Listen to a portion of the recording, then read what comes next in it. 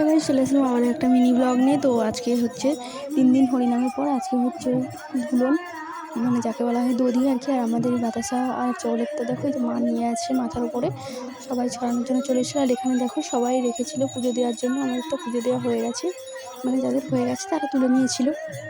তারপরে ওই গোল করে ঘোরা হবে, মানে মন্দিরের চারপাশে দিয়ে ছড়ানো হবে। তার জন্য আমরা সবাই দাঁড়িয়েছিলাম এইখানে, আর সবাই যে যার জিনিসগুলো নিয়ে নিচ্ছিল ঠাকুরের কাছ থেকে।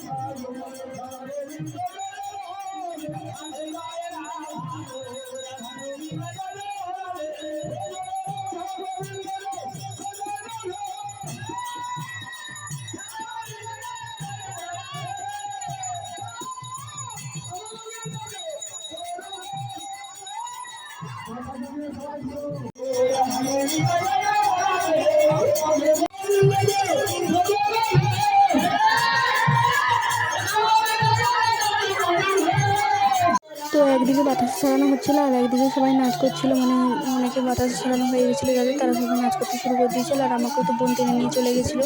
তারপর আমি একটুখানি নাচ করে দিয়েছিলাম, তো খুব মজা করছিলাম সবাই মিলে ওইখানে।